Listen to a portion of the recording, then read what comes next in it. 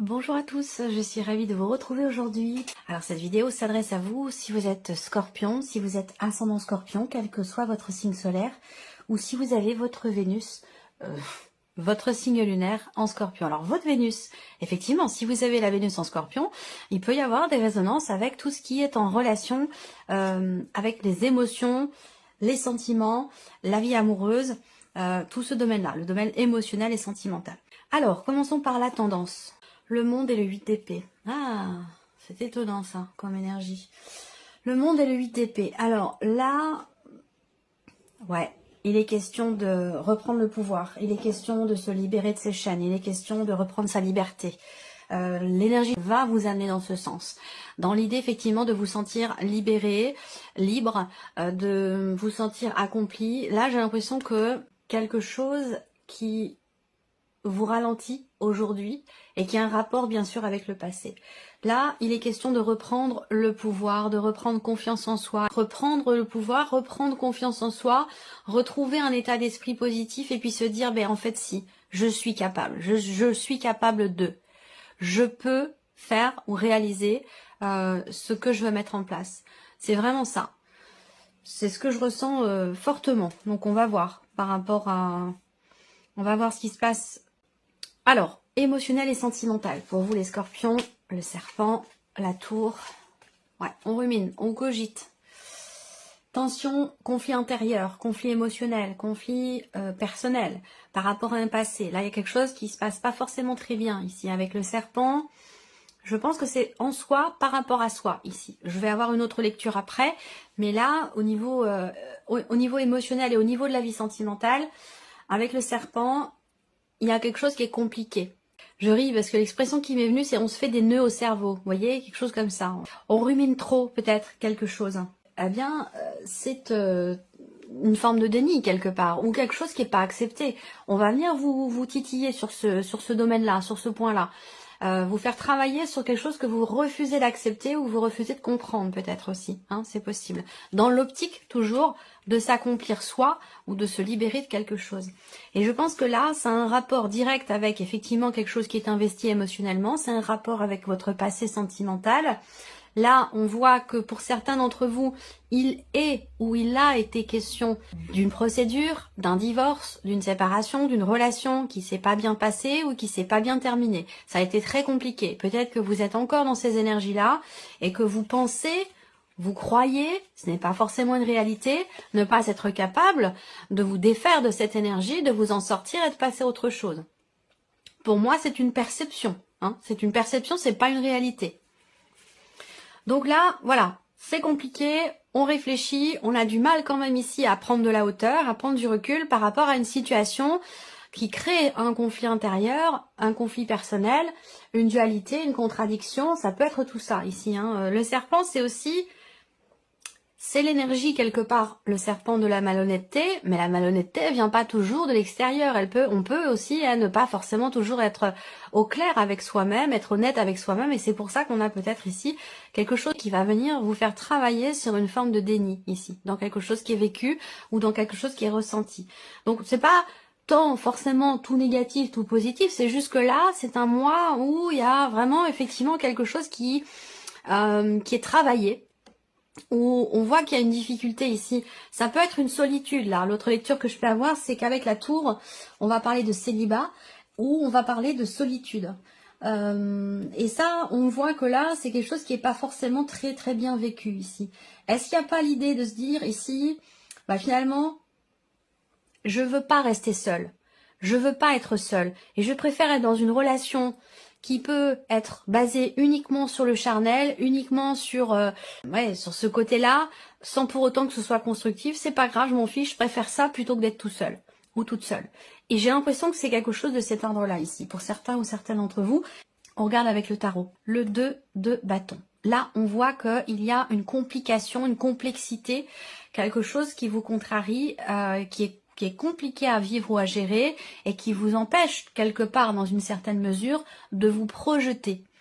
de vous projeter dans un après, de vous projeter dans autre chose, de vous projeter tout court. J'ai l'impression que vous êtes plus tourné vers le passé finalement que vers l'avenir, ou simplement à vous concentrer sur ce qui se passe en vous, ou actuellement, ou ce qui se passe dans votre vie, que ce soit émotionnel, dans les ressentis, ou que ce soit vraiment dans ce qui est vécu sur la vie sentimentale. Le 2 de bâton, c'est aussi l'idée d'être dans l'attente ici. Avec le 2 de bâton, en général, on attend. Ça peut être aussi quelque part une forme de passivité ici. On attend, mais il y a quand même des décisions à prendre. Il est temps d'entrer en action, de prendre des décisions par rapport à ce qui vous blesse, qui vous contrarie, par rapport à quelque chose ou quelqu'un qui vous a déçu. Avec le 2 de bâton, en général, c'est qu'il est temps de penser à l'action. Il est temps d'agir. C'est plus le moment trop de la réflexion, mais plutôt c'est le moment de l'action, c'est le moment de prendre des décisions pour prendre une nouvelle direction, pour quelque chose de nouveau, et d'entrer véritablement en action. Le 3 de coupe, bon, bah il y a quand même ici des festivités, il y a quand même des choses qui sont fêtées, il y a quand même ici un entourage qui est présent avec le 3 de coupe, hein. Ça peut être les amis, ça peut être la famille, ça peut être, voilà, il y a quand même ici peut-être une date importante, un événement important, il y a quelque chose ici qui est fêté, il y a quand même une certaine légèreté, et peut-être trop, j'allais dire, peut-être que c'est ça aussi, hein, pour certains ou certaines d'entre vous, où on est dans la légèreté, pour ne pas être seul, pour ne pas se sentir seul. Donc ça, c'est quelque chose, je pense, qui va être effectivement réfléchi, travaillé, remis en question. Même si à certains moments, on n'a pas envie d'y penser à tout ça. On a simplement envie de s'amuser, de prendre du bon temps, sans se poser de questions, sans planifier. Sauf que là, il y a quand même quelque chose qui va vous amener à vous poser des questions par rapport à ça. Parce que finalement, cette situation ici, j'ai l'impression que c'est quand même quelque chose qui n'est pas forcément choisi, voulu, véritablement. Ou en tout cas épanouissant. Et on a le 9 de bâton, effectivement, là, voyez, il y a des choses à faire, il y a des actions à entreprendre pour sortir de ce cycle, de ce cercle infernal, de cette énergie, de cette situation ici. Il y a des actions à entreprendre pour se sentir bien et pour se sentir mieux.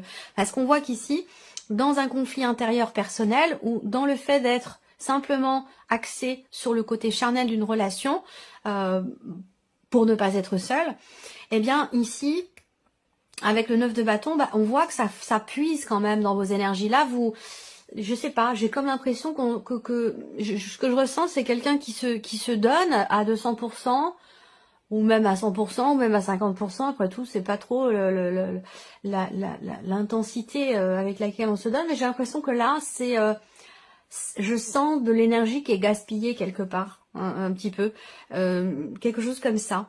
Alors, bon, de toute façon, cette partie-là sera développée, hein. Alors, c'est intéressant parce que le 9 de bâton, c'est quand même l'idée d'avoir besoin de se préserver, de se protéger, de protéger quelque chose, de se préserver soi-même pour être bien, pour se sentir mieux. Là, j'ai l'impression que vous pensez ne pas pouvoir vous défaire de cette situation, de ce qui est compliqué là, que ce soit dans le cas d'un divorce, d'une séparation qui se passe pas bien ou autre, hein. J'ai l'impression qu'il est quand même question pour vous de poser des limites quelque part, de poser des barrières, de poser des limites pour vous préserver, pour prendre soin de vous, pour ne pas... Il y a quelque chose qui est très énergivore ici, je trouve, dans ce tirage pour vous, au niveau émotionnel, au niveau de la vie sentimentale. Je ne sais pas si c'est vous qui cramez votre énergie comme ça gratuitement, ou si c'est un environnement, une difficulté, une pénibilité dans ce qui est vécu, dans ce qui est traversé, qui pompe toute votre énergie. Voilà, donc bon, le 3 de coupe, c'est quand même l'idée aussi. Là, c'est intéressant, parce que se préserver d'une situation conflictuelle, se préserver, se protéger aussi quelque part...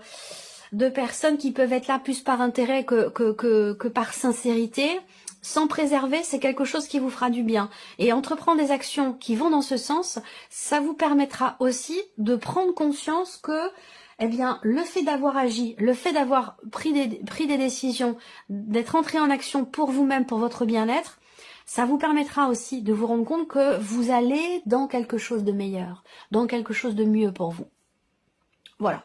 C'est étonnant, j'ai pas l'habitude d'avoir des lectures comme ça. Alors, on regarde maintenant la vie active et professionnelle, ici. Alors, ok, changement radical, hein, ici, changement radical pour beaucoup d'entre vous. Il y a effectivement un changement radical qui est tout à fait réjouissant pour le coup. Là, dans le travail, on voit que l'énergie quand même du cercueil qui est au centre, bah, c'est quand même l'énergie de la transformation, d'une situation, de quelque chose qui prend fin, qui va laisser place à autre chose. Donc là, il y a un changement qui est en cours, il y a une situation qui change fondamentalement et vous allez vers, ici, avec le bouquet, un épanouissement, un bien-être. Donc là, ça peut être une reconversion professionnelle ici. Hein. Ça peut être une reconversion professionnelle, soit il en est question concrètement, soit c'est quelque chose auquel vous commencez à réfléchir, auquel un projet que vous avez, vous y pensez, ou alors c'est concret pour vous, ça dépend de votre évolution par rapport à ces énergies-là. Est-ce que vous êtes dedans vraiment concrètement ou est-ce que c'est simplement encore qu'une idée? Mais en tout cas, là, effectivement, on peut parler de reconversion professionnelle, d'un changement radical au niveau de la sphère professionnelle. Et c'est un changement ici qui est tout à fait bénéfique pour vous, hein, qui est tout à fait positif. On a derrière la carte du bouquet. On n'a pas le mont, on n'a pas les souris, on n'a pas le fouet, on n'a pas de cartes qui peuvent indiquer que ici il y a un changement qui est peut-être risqué ou en tout cas qui n'est pas forcément positif. Même si dans la lecture du Lenormand, le fouet, la cigogne ici, avec le cercueil, ça peut représenter un changement négatif. Mais pour moi, ce n'est pas le cas puisqu'on a le bouquet à côté. Donc pour moi, j'ai un changement qui est positif, un changement qui peut être surprenant, une reconversion, comme je vous l'ai dit, une reconversion professionnelle. Mais pour moi, voilà, c'est ce bouquet qui est important. C'est ce bouquet qui est important, qui m'indique bien que ce changement n'est pas négatif. Bien au contraire. Il est bénéfique, il est positif pour vous. Donc il y a quelque chose, il y a une situation qui s'améliore. Il y a une évolution, une progression, un changement qui permet l'amélioration de quelque chose de particulier dans votre sphère professionnelle. Alors, on continue. Alors, avec le tarot, ben oui, le 10 de bâton.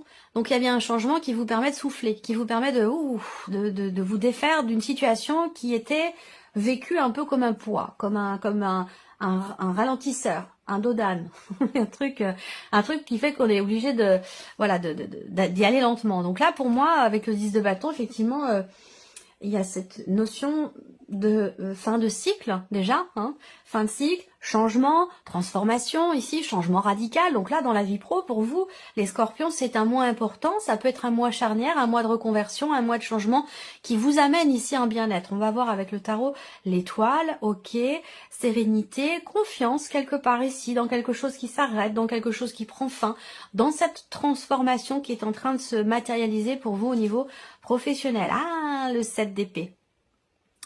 Ok, 7 d'épée, 8 d'épée, je pense que c'est un rapport avec l'idée de reprendre sa liberté, comme je vous l'ai dit, de reprendre les choses en main, prendre sa vie en main, croire en soi, avoir confiance en soi dans quelque chose qui est en train de changer. Il y a quand même ici l'énergie de l'étoile, mais accompagné ici du 7 d'épée, il peut y avoir à certains moments une fragilité dans cette notion de confiance. Confiance en l'avenir ou confiance en soi, dans ce que l'on est en train d'entreprendre par rapport à des projets. Là, on voit bien qu'il y a un projet ou un changement qui vous permettrait de souffler un peu, de vous libérer d'un poids, de quelque chose qui a été vécu difficilement. Mais en même temps, ici, il y a parfois le 7 d'épée, encore une fois, ça rejoint ce que j'ai dit tout à l'heure par rapport aux énergies principales. Je l'aime pas trop cette carte-là, hein, elle est mi-figue, mi-raisin. C'est la fuite en avant, c'est le manque d'honnêteté, c'est l'énergie de quelqu'un qui n'est pas prêt ou qui ne veut pas ou qui ne peut pas assumer une situation. Donc on préfère prendre la fuite plutôt que de regarder les choses en face et d'assumer. Et donc là, voilà, il y a quelque chose de cet ordre-là qui fait que la confiance, elle vacille à certains moments. Donc peut-être que là, il y a une appréhension à se dire, mais bon, ça va pas me plaire. Voyez, dans ce qui est en train de changer, il y a peut-être de la mauvaise foi là. Il y a peut-être alors je ne juge pas, hein, bien entendu. Je le précise quand même parce que je pourrais avoir des commentaires qui me disent bon, je précise quand même que je ne juge pas. Je suis un être humain comme vous. J'ai vécu comme vous. J'ai fait des erreurs comme vous. J'en ai appris certaines leçons également comme vous. Donc je suis personne pour me permettre de juger. Mais c'est vraiment l'énergie que je ressens là. C'est vraiment l'énergie que je ressens là. Soit c'est un manque de confiance, soit c'est de la mauvaise foi. Mais il y a vraiment ici l'idée ça me parle de pouvoir libérateur. Ça me parle d'assumer quelque chose, peut-être qui est en train de changer. Et d'avoir confiance en ce qui s'arrête, en ce qui est en train de changer. Le cercueil, c'est mort et renaissance. Vous voyez, là, on a un cercueil donc qui peut indiquer... Évidemment, on parle de mort symbolique, on est dans la sphère professionnelle, je ne vais pas vous parler de décès. Donc on parle de fin.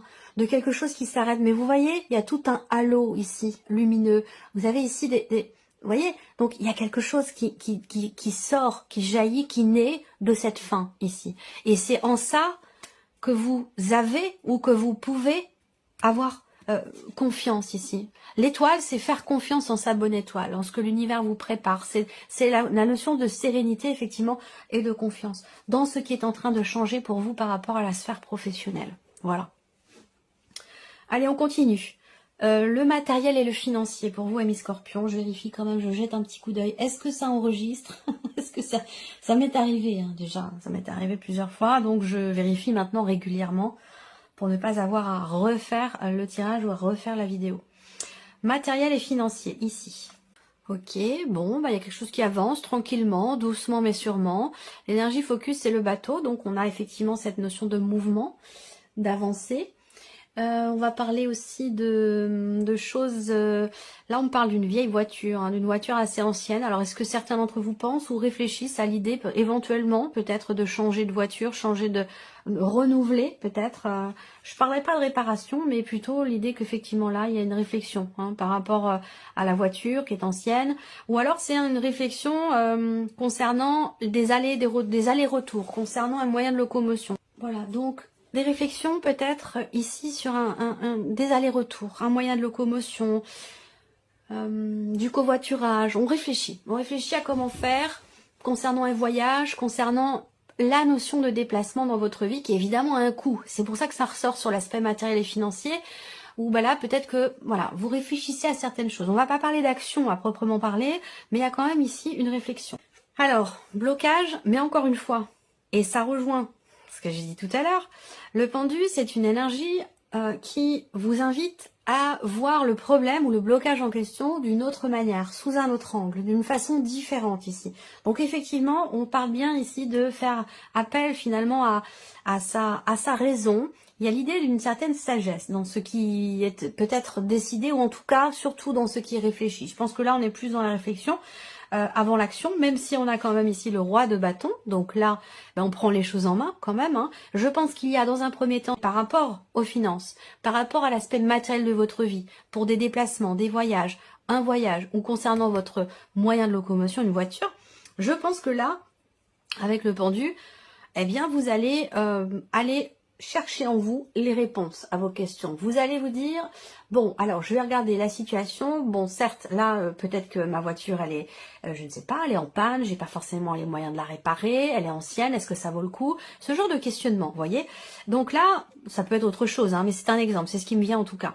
Et donc avec le pendu, ici, je pense qu'il y a cette idée de regarder la situation, le problème sous un autre angle, et vous allez par la même occasion, avoir des réponses différentes. Donc je pense que là, ça va du coup vous permettre cette réflexion de prendre les décisions qui s'imposent, d'entrer en action. Avec le roi de bâton, bah, c'est quand même quelqu'un qui est dans la maîtrise. C'est quelqu'un qui gère tout simplement. Voilà. Donc il y a une gestion ici par rapport à un mouvement d'argent, par rapport à une sortie d'argent, par rapport à des dépenses, par rapport ici, on voit que vous allez, après avoir peut-être réfléchi, remis en question et vu différemment sous tous les angles la situation, la problématique, vous allez entreprendre ici certaines actions, mais je pense que là, vous prenez véritablement votre temps, vous faites attention.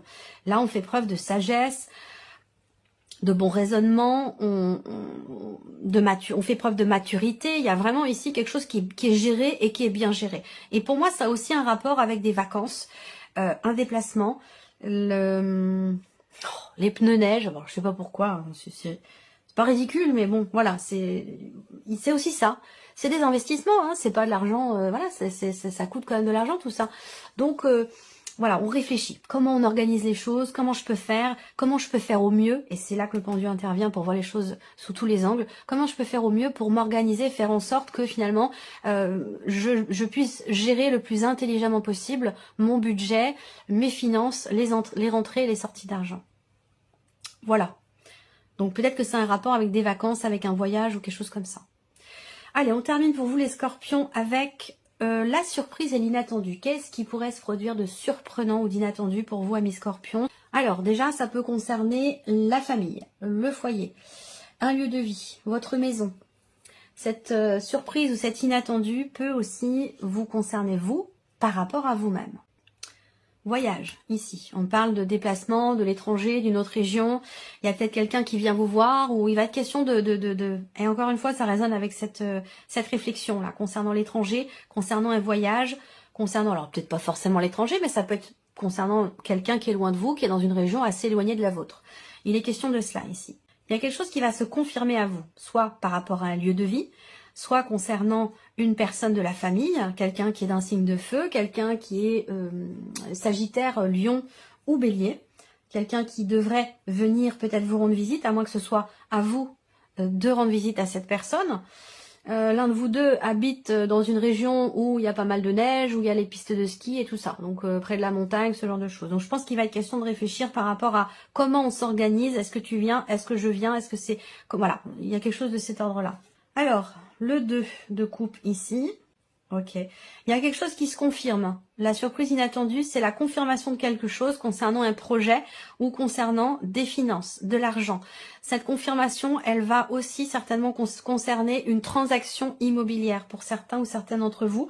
Donc, je pense que là, effectivement, transaction immobilière, soit c'est vous qui êtes en couple et qui avez la confirmation que là, on est bien effectivement dans une transaction immobilière, quelque chose qui se confirme, soit c'est un couple qui vient peut-être vous proposer quelque chose ou qui vient acheter votre bien aussi, c'est possible, hein.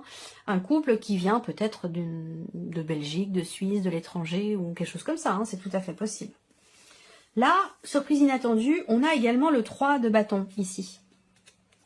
Alors, la surprise et l'inattendue, ça concerne évidemment quelque chose que vous planifiez ou que vous avez planifié. Pour moi, c'est en rapport avec, encore une fois, un voyage ici, l'étranger, une autre région.